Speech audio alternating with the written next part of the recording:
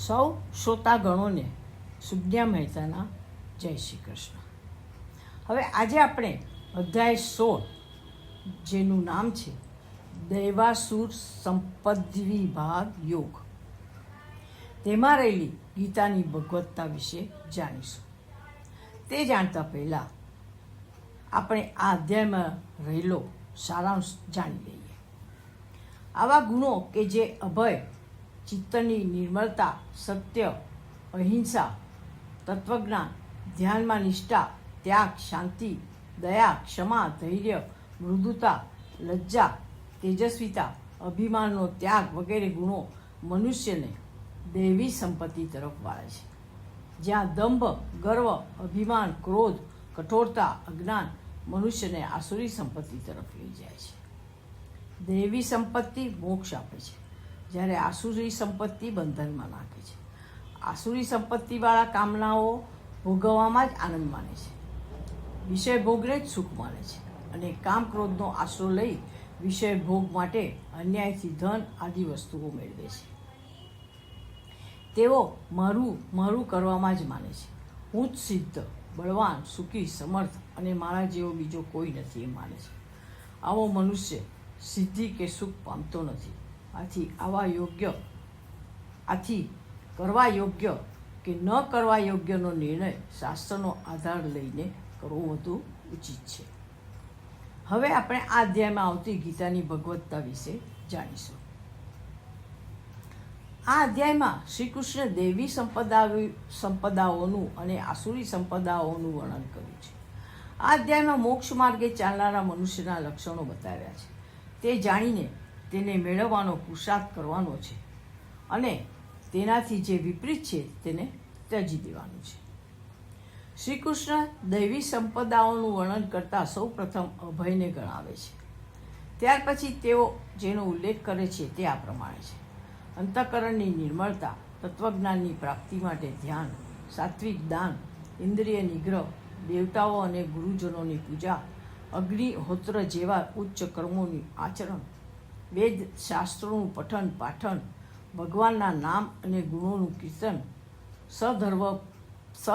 સ્વધર્મ પાલન અર્થે કષ્ટ કરવાની તત્પરતા, મન વચન કર્મથી કોઈને દુઃખ ન આપવું, યથાર્થ અને પ્રિય વચનો બોલવા, અપકાર કરવાવાળા ઉપર પણ ક્રોધ ન કરવો, શુભ કર્મો કરતી વેળાએ પણ કર્તવ્ય કર્યાનું અભિમાન ન રાખવું, ચિત્તની નિશ્ચળતા જાળવવી, કોઈની નિંદા ન કરવી, સર્વભૂતો પ્રાણીઓ પ્રતિ દયા રાખવી, વિષયોનો ભોગવટો કરતાં તેમાં આસક્તિ ન રાખવી, શાસ્ત્રો વિરુદ્ધ આચરણ ન કરવું, સરળ સ્વભાવ, વ્યર્થ ચેષ્ટાઓનો અભાવ, તેજસ્વી અને પ્રભાવશાળી પ્રતિષ્ઠા, ક્ષમાભાવ, ધૈર્યવાન, આંતરિક અને બાહ્ય શુદ્ધિવાળો, કોઈને શત્રુ તરીકે ન જોનાર અને પોતાને પૂજ્ય ગણીને અભિમાન ન કરનાર, આ બધા દૈવી સંપદાઓના લક્ષણો છે.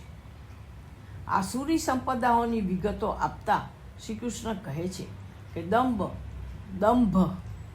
ઘમંડ, અભિમાન, ક્રોધ, કઠોરતા, અજ્ઞાનતા, મિથ્યાજ્ઞાન, મંદબુદ્ધિ, ભ્રષ્ટ આચરણ, અનીતિથી ધનનું ઉપાર્જન ઇત્યાદિ આસુરી સંપદાઓ છે. આસુરી સંપદાઓવાળી વ્યક્તિ નથી પ્રવૃત્તિને જાણતી કે નથી નિવૃત્તિને જાણતી. તેઓ ઈશ્વરના અસ્તિત્વનો પણ સ્વીકાર કરતા નથી. તેઓ સ્ત્રી પુરુષના સંયોગને જ જગતની ઉત્પત્તિનું કારણ માને છે. તેમને ભોગમાં જ સુખ લાગે છે. તેમના ધનલાભ કે વિષય ભોગની આડે જે આવે છે તેને તેઓ શત્રુ ગણે છે અને તેનો નાશ કરવા તેઓ સદાય ચિંતિત રહે છે. જગતના મોટા ભાગના ઉપદ્રવો આવા લોકોને આભારી હોય છે. આ લોકો અભિમાનથી છકી ગયેલા હોય છે. તેઓ સદાય આનંદ પ્રમોદનું ચિંતન કરનારા, શત્રુતામાં રાચનારા, અનીતિમય જીવન જીવનારા, અજ્ઞાનને જ્ઞાન માનીને ચાલનારા હોય છે. તેમનો ધર્મ પણ એક પ્રકારનો દંભ હોય છે. તેઓ સારા લોકોને જીરવી શકતા નથી અને તેમની નિંદા કરે છે. આવા આસુરી સંપત્તિવાળા લોકો મરણ પછી ઘણું ખરું નર્કમાં, અર્થાત કે જ્યાં ઘણા દુઃખ પડે તેવી યોનિઓમાં જાય છે. હવે શ્રી કૃષ્ણ નર્કના દ્વાર વિશે વાત કરતા કહે છે કે તેઓ કામ, ક્રોધ અને લોભ છે. તેઓ આત્માના નાશ કરનારા દ્વારો છે. જે મનુષ્ય પોતાનો ઉદ્ધાર કરવા ઈચ્છતો હોય તેણે આ ત્રણેયનો સર્વથા ત્યાગ કરવો જોઈએ. આ ત્રણથી પર થઈને જે દૈવી સંપદાઓનું આચરણ કરે છે તે પોતાના કલ્યાણનો માર્ગ પકડી લે છે અને છેવટે પરમાત્માને પ્રાપ્ત કરે છે. બાકી જે લોકો શાસ્ત્રોક્ત વિધિઓનું પાલન કરતા નથી અને મનમાની કરી પોતાને ઠીક લાગે તેમ વ્યવહાર કરે છે તેમને પરમ ગતિનો માર્ગ મળતો નથી. શ્રી કૃષ્ણ અર્જુનને કહે છે કે શાસ્ત્રોને એટલે કે મહાત્માઓના વક્તવ્યોને નજરમાં રાખીને કર્મ કરતો રહે અને પરિણામ પરમાત્મા પર છોડી દઈને કર્મનું જે ફળ મળે તેને પરમાત્માનો પ્રસાદ ગણીને પ્રેમપૂર્વક સ્વીકારી લે.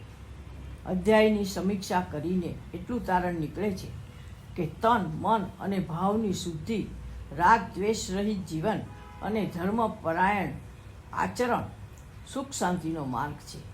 આવું જીવન જીવનારાઓનો આલોક અને પરલોક બંને સુધરી જાય છે અને છેવટે પરમાત્માને એટલે કે પરમ અવસ્થાને પ્રાપ્ત કરી શકે છે. ઓમ તત્સત.